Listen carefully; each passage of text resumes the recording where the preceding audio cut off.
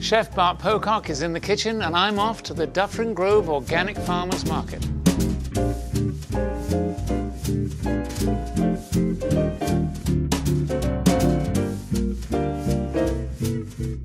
Welcome to Market to Table. I'm Nigel Napier-Andrews and we're visiting the folks at the Dufferin Grove Organic Farmers Market who've sensibly moved indoors for the winter. There's been a year-round farmers market here in this bustling 14-acre park since 2002. It began as a collaboration between 3 local organic farmers, community members and park staff, and quickly grew to about 30 vendors in the peak summer season. In winter, a much smaller market squeezes into the adjacent skating rink building. Studies have shown that markets help build communities and create active public spaces. They link urban and rural communities and provide opportunities for vendors. The benefits to public health are tangible, but this market has one additional unique feature with its outdoor brick ovens. And that's where I'm hoping to meet a baker or two.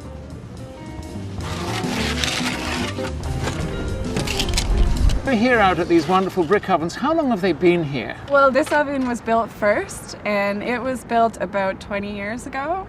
And then the larger oven, which was down the path, was built a few years after that, so they're quite old.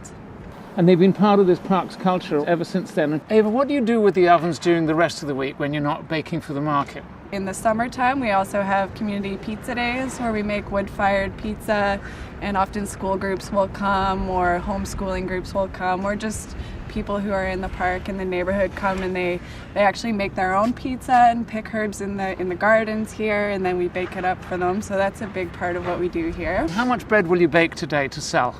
Well, today, because it's wintertime and things are kind of scaled back, we'll be making about 120 to 130 loaves. However, in the summer, when we're going full scale, we make anywhere between 300 and 350 loaves. And what bread are you baking today? Basically, there's a few different kinds that just use a slightly different method. So there's Italians that are baked in a pan, and there's artisans that are the round breads.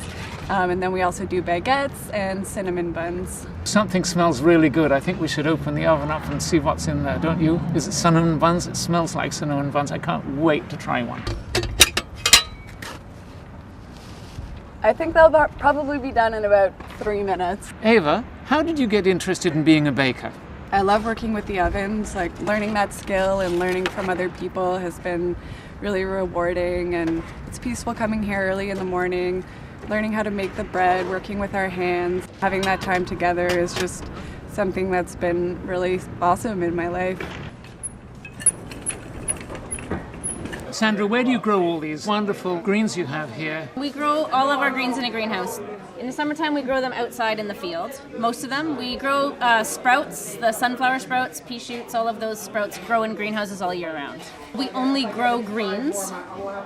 We grow them from the very tiniest seeds. So we have bean sprouts or pea sprouts that you just sprout them for 3 days, and we package those separately. And then we have peas that are grown for about 10 days, and we grow them in trays on tables. And we cut them and put them in a bag, and those are called pea shoots, and those are, all sprouts are like really, really healthy, a lot more healthy than, say, the pea plants, the great big pea plants. So you're just getting a lot more nutrition in a smaller area. And then after that, we grow lettuces and baby arugulas and baby kale, and then we grow big kale and we grow big arugulas because you can't stop them from growing. So we just change a lot of the names and types of our products. So in the summertime, say a baby Swiss chard like this would go into a bag of baby Swiss chard. It would also go into the salad blend and all salad-sized things. But then it gets bigger, and we call it teenage Swiss chard. And we put it into a blend called juicing blend. So people can take that and put it in their smoothies, put it in their juices. So now what do you do about the bugs? Do the bugs just get their fair share and you take the rest? Always we just let the bugs have what they want to have, and we pick around them. We do use sometimes some beneficial insects, they're called. So, for instance, ladybugs eat aphids. So if we had a lot of aphids, instead of letting the aphids just have the whole row of arugula, we bring in some ladybugs. And the ladybugs eat the aphids, but they don't touch the greens. So then we have no aphids and we have greens. Now, what's in the bottles down here? One of the things we do on the farm is we also grow herbs, and we dry the herbs. And so we have this great big barn full of dried herbs all in these brown paper bags. And we mix them together to make different herb blends, like stinging nettle, or we have one called the cosmic herb blend, and we make tea out of them. Then when we have the tea, we actually take it and make actual tea out of it, and we sweeten it with a little bit of sugar, and then we ferment it. And so we ferment it to make kombucha. Kombucha. Now, I've honestly never heard about kombucha. Fermented tea. So you learn something every day. That's a health drink with lots of health benefits. It's probiotics and good, healthy organic acids that when you drink it, it helps to rebalance your digestive system, keeping you healthy in all sorts of ways. And Jens, what have you brought today? Lots of root vegetables and the vegetable things. We have a big root cellar, better store stuff. So we pick all our roots like carrots and beets, celeriac and stuff like that in the fall. And then we cellar it and we bring it to market now. Tell me about the vegetables on the farm and the produce that you grow. We grow all kinds of market vegetables, anything that we can grow in our climate. We have a few greenhouses, hoop houses that we grow in the winter, some greens and stuff. We also have animals, a lot of heritage birds like ducks, geese, chickens, heritage chickens, different varieties. I do Berkshire pork and some cross breeds that we raise. I have grass-fed, grass-finished cattle. Tell me a little bit about the pigs on the farm. Pigs are beautiful, so the Berkshires. It's an old English breed that's not refined, very hardy, a little bit fattier. They keep nice and warm in outside production. So we have them out from early spring to late fall in tree lines and on fields so they can graze and root. So they have exercise, they have lots of sunshine for vitamin D, eat a lot of bugs and stuff, additional to their feed that they're getting. And it makes for darker meat. The Berkshire by nature has almost like a marbling in it, so fantastic eating dog. And they're nice, docile pig. These are the complete opposite of factory-raised pigs that are raised in cramped surroundings. These pigs are free, and I guess they're happy pigs. What sort of an egg is that? That's a goose egg. Goose egg? Goose egg, yeah. So when you say laying a goose egg, I mean, that really is fantastic, isn't it? The big birds too, so yeah. These little coloured eggs here. Those are chicken eggs. Yes. They're called Americana. It's a little bit of a wilder bird, all different colors, beautiful, beautiful animals. The eggs are just random, different colors from the hens? Different colors, bluish to khaki green, some pinkish ones to it. I like this one in the middle here. It's hard to get out. I hope I don't drop it. They're fairly big. They're turkey eggs, heritage turkeys. This is the prettiest egg I think I've ever seen. It's a gorgeous looking egg. Now what does it taste like? It's a little bit heavier than chicken, not as heavy as a duck egg, so somewhere in between I would describe it. Large yolks inside. Yeah. The whites are closer to chicken than to duck. Fantastic. Thank you. Angelos, you've got all sorts of wonderful things here on your stall. Tell me about going to Greece and harvesting these olives at your farm. Well, we pick them, take them to the mill, we get the oil out, we bottle it, and we bring it over. The trees are, 500 years old? 4 or 5 generations. As far as I remember, my great-grandfather was picking the same trees.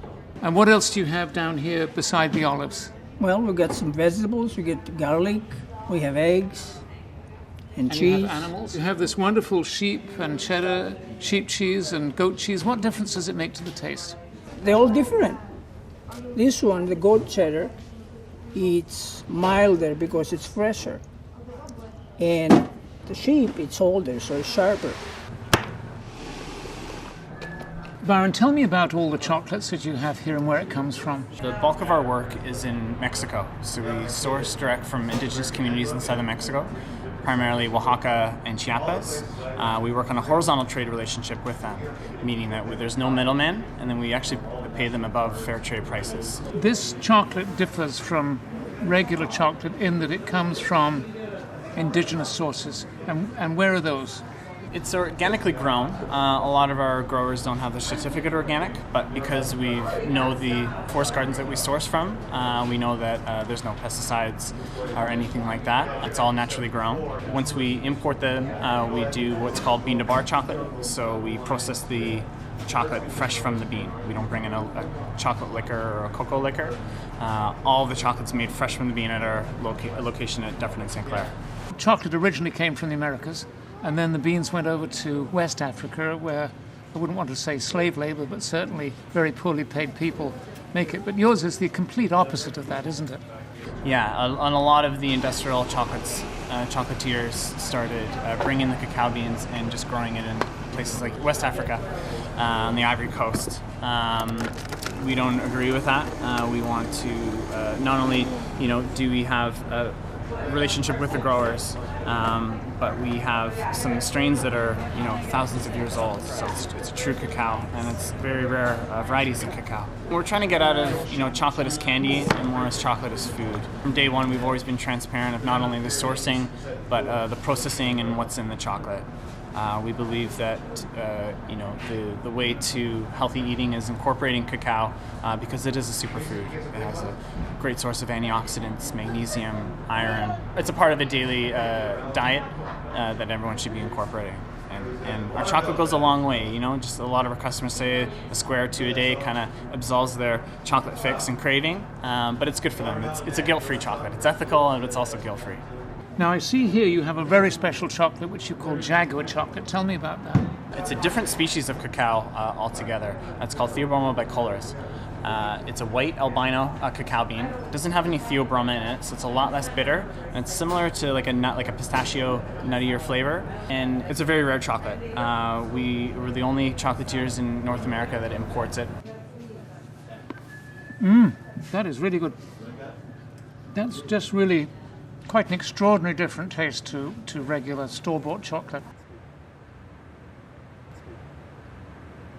I'm loaded down with delicious food, and it's all organic. The next stop is the kitchen.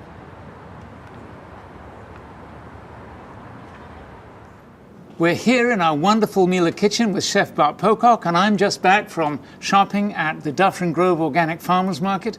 Bart, what are we going to cook today? Well, Nigel, let's see what you brought me. Looks like we have some nice heritage carrots, some organic beets, some free-run chicken eggs. Looks like a lovely Berkshire smoked pork hock, organic turkey eggs, and looks like a nice hard artisanal cheese. And the cheese is made out of what? Sheep's milk and goat's milk. Mixed together, that makes a nice sharp cheese, doesn't it? Yes. And I want to point out the turkey eggs. We met with the man who rears the turkeys and grows those eggs. They're the prettiest eggs I've ever seen in my life, so I'm so thrilled that we've got them into our menu somehow.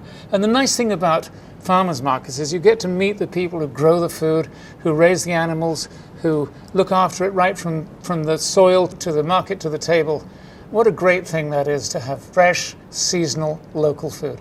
Yeah, the great thing about that market is it's close to my house, so I go there quite often with my family, and get a real chance to speak to the people who are actually producing the food, and that's not a normal thing if you go to a supermarket. You're not gonna be able to talk to the people who've grown and made the food. So I was speaking to Jens actually about the turkey eggs, and he was telling me that a lot of the reason why he keeps it up is he really wants to keep the breeds alive. So it's all about a heritage thing. So I thought that's pretty great. That is great. Okay, so what's the first thing we're going to do? We're going to make our pasta? Well, let's make some pasta. I think we're going to use the root vegetables, add a little color to the pasta, and we'll see what we can come up with. And through the magic of television, let's get everything prepared just like that. All right. So Bart, we've turned our vegetables magically into juice, and we couldn't do that on television because it's so noisy. We just thought we'd save the viewers that noise. And we've got all our ingredients for the pasta. Explain how pasta made, because I have never made pasta. I'm excited about this. Fresh pasta is surprisingly easy to make. It's just knowing the proportions. So standard proportion, 2 cups of flour, 3 eggs. Let me throw a tough question at you. Are they small, medium, or large, or extra large eggs? Large eggs. Large eggs. It's very important to have to be large eggs. And at room temperature, I presume. It makes it easier. Yes, it certainly if they're is. cold, they're just sort of a bit too stiff. The one little twist we're going to do is we're going to add fresh juice. The way you get the proportion right is you leave out egg whites, and then you substitute it for the juice. So what we're going to do, 1 egg in a large egg, it's about 1/8 of a cup. Okay. So what we're going to do is substitute for 2 of the yolks, so we get a little more color. And so we're going to go with 1 whole egg, 2 egg yolks, and then 1/4 cup of juice. Outstanding. Okay, so we'll start. We're going to aerate the flour. Okay. So I'll just put that in like this? Pour that right in. I'll give you that back. It can go into this other department. And shall I just pulse it for a couple of times? Yeah. More? A little more, yeah. There we go. That's looking good. That looks nice enough, fluffy. Excellent. Now, we're not going to take the lid off the next time, are we? Or are we? Well, you can do it either way. I mean, we're going to pour it in through the top, so when you get the juice, it is quite messy, so you don't want to stain anything else. So no, it'll go everywhere. We'll just get we'll get our eggs. So I'm going to take the. Okay, and then we just need 1 whole egg. So 2 egg yolks and 1 whole egg. All right. So far. Okay, and then I've measured out the juice. So we're going to do this one with the carrot. Carrot juice. So we're going to have carrot juice colored pasta. That's right. Outstanding. So there you go, Nigel. Just pour that in. Thank you. Get all the goodness out of that. Thank you, chef. Lid back on. And now I'm going to pulse it again for a second or two. Yeah, and then once it starts to come together, we're gonna leave it on for a little while so that we can. So you want to leave it on to get it all incorporated, and it's going to start to sort of make a rough ball. That looks done to me, chef. I'm going to give it to you and let you take over from there. Thank you. So we're just going to bring this together. We have to let the glutens relax. So usually about half an hour up to 2 hours. I always like my glutens to relax. Okay, put that aside. And now we have one that's been relaxing for 2 hours. So now 2 hours later. 2 hours later. So Yes. what we're going to do is we're going to roll this out now. So we need a pasta maker, Yes. which we Yes. cleverly have organized. Excellent. It's got to go on the edge, hasn't it, so we can crank the Yes, handle. that's right. And it's going to come out here. We're going to cut the pasta into quarters. So I guess each sheet is 1/4. Well, this makes about a Approximately. pound of pasta. Does it? Okay. And so it's about 4 portions. So each one of these is going to be Okay. about a portion of pasta. What we want to do is we want to make it into a rough cylinder So to just, yeah, start. it goes across the top. That's right. I'm going to put it through, and then Yes. you're going to grab it from that side. Okay. Okay. It's going to come out here. Yep. Okay. So Now we fold it in half. fold it. Oh, over fold and over. Over like this. And then we want to run it one more time through the same setting. Okay.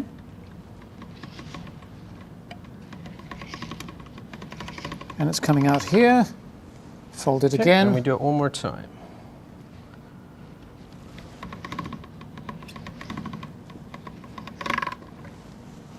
Okay, now we're going to start going a little thinner. So this is Get the this last in. time. No, you're going to keep doing it. Oh, we're going to keep doing it. Oh, yeah, I we see. We've gotta- gone to a thinner measure now. Yes, that's right. So we're going to keep going up settings. So now it's a 2.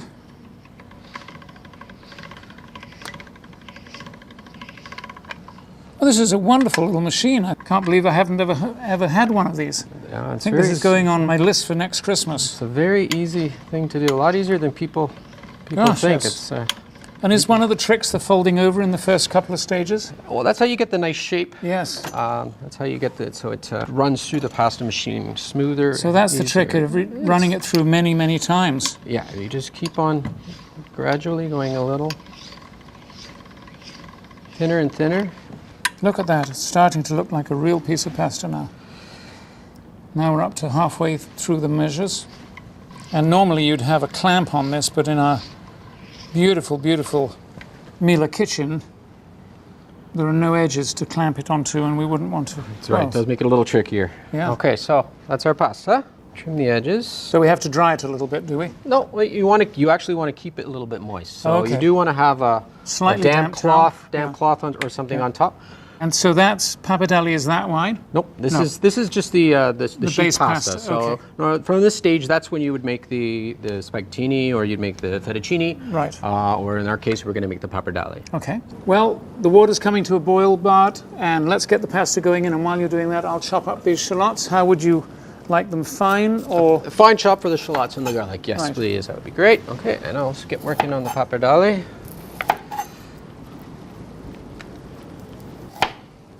A rough cut gives it a real rustic look. These are going to be very rustic shallots, I can tell you that. But that's what you were looking for, I think, wasn't it? Yeah, absolutely. Is there pasta? I'm just going to put that Right into the boiling pot. water.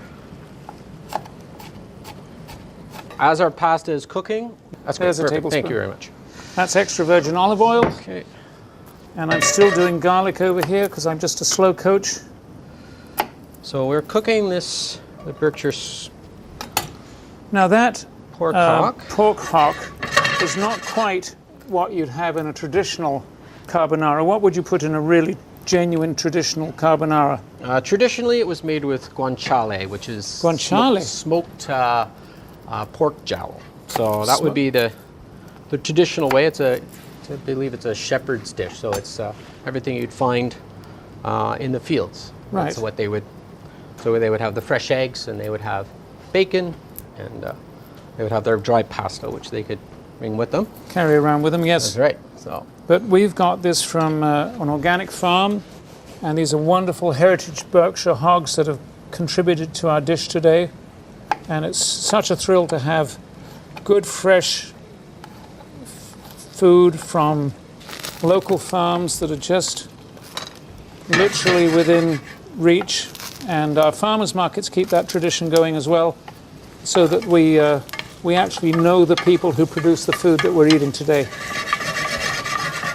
And they're nice people, aren't they? They're nice people. Very nice people. They're just always. I find all the people at the farmers markets are nice, and that's the real benefit of going to a farmers market. Is it's not your supermarket round the corner where you not only do you not know the people, but they don't care.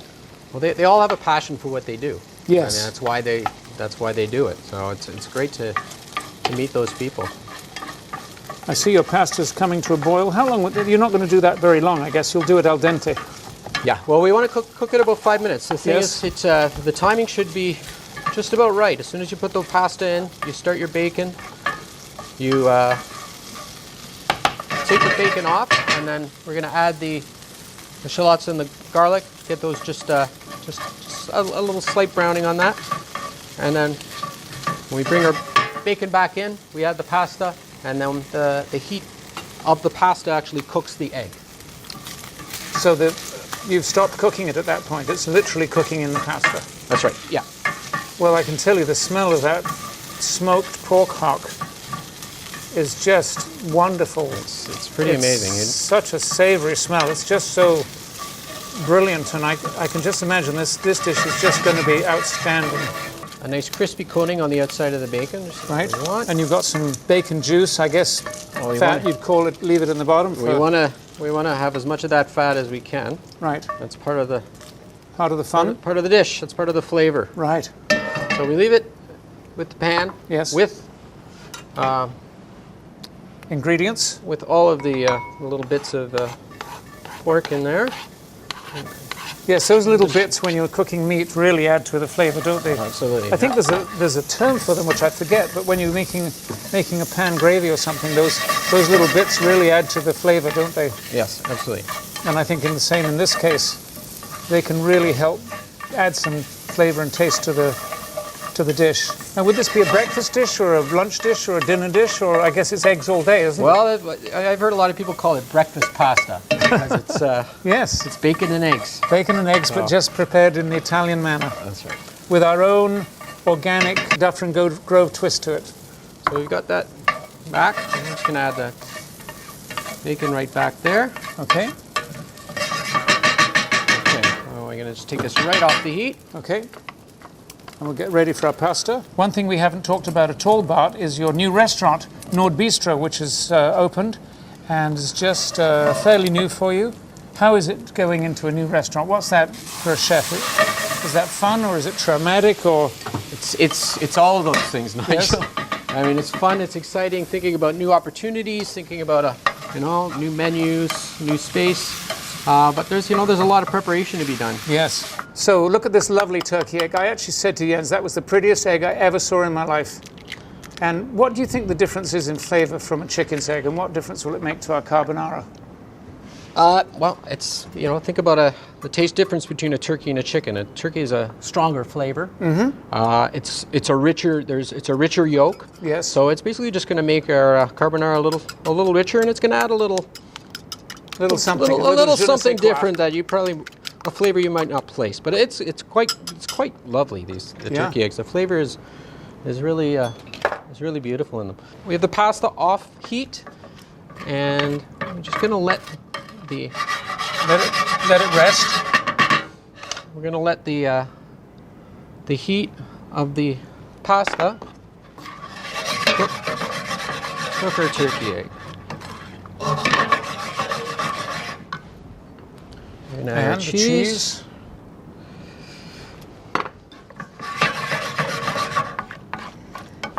Wow, that's starting to look really, really tasty. And I guess when you finish it, you'll put something green on this just to sort of give you another colour. Right, yeah. Because we've got to go with the green, white, and red of the Italian flag here. That's right. Okay. Would you say that would be a fair thing to say? Yeah, Look at that. absolutely. Brilliant. I can't believe that making pasta was that much fun. Organic. And what do we say? arugula? And there we are. And there we are. Chef Bart, here we are with your amazing carbonara. Tell me about it. Well, what we have is a fresh heritage carrot pappardelle done in a carbonara style with Berkshire pork hock and fresh turkey egg and organic arugula. It looks absolutely astounding and tastes brilliant, I'm sure. That's it from us today. Thanks to the kind people at Miele for the use of their fantastic kitchen. For more information about their great kitchen appliances, please visit their website. Thanks to Chef Bart Pocock of Nord Bistro. If you want to visit his new restaurant, and I suggest you do, please check out their website. Thank you, Bart. Thanks, Nigel. That was fun. And thank you for joining me today at Dufferin Grove Organic Farmers Market. For more information, check out their website. And don't forget to visit Gentleman's Portion for recipes and all sorts of extras about the show. We'll see you next time on Market to Table.